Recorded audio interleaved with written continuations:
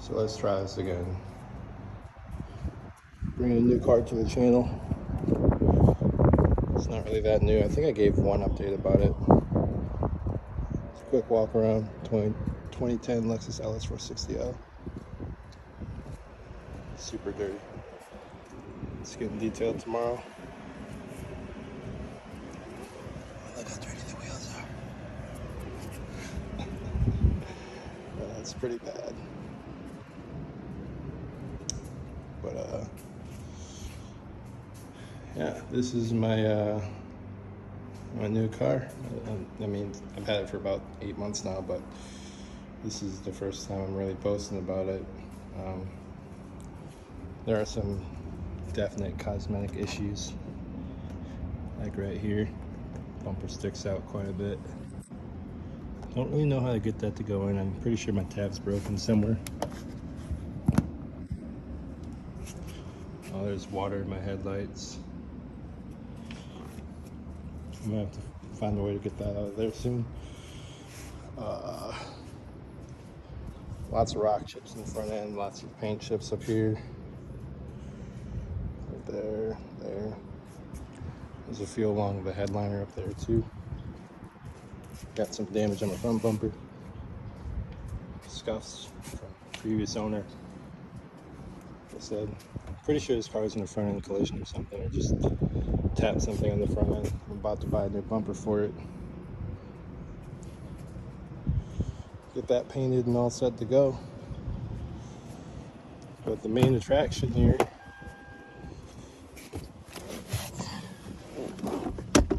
is this little puppy right here.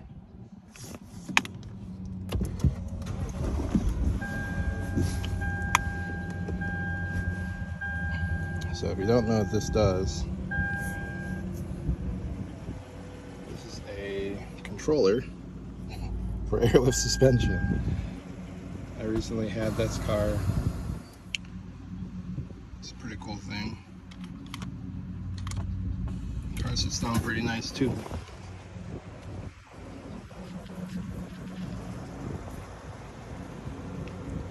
In the back sheets all the way down to the ground. The front can go a little bit lower, but I don't push the frame or anything like that. So this is for now as low as it's gonna go. Still pretty low.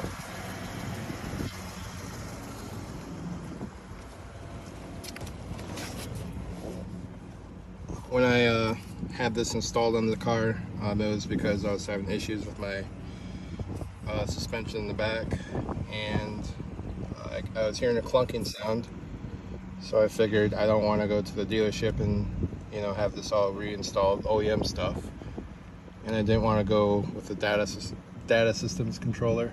So did some research, found out that Airlift does make a manifold for this, but they don't make the bags.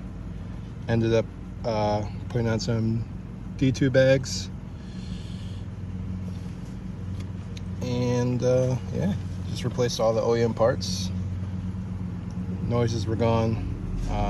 This car has about 170,000 miles on it, 166, but it's getting up there, and it definitely shows its age, but it's mechanically and even like comfort wise, this car is pretty sound. I haven't had a single issue with this thing. I mean, literally nothing has gone wrong, and I'm quite surprised. I did all the PM maintenance, spark plugs, wires, diff case, transfer case, transmission fluid, flushed that out, coolant, flushed that out, brake fluid, flushed all that out.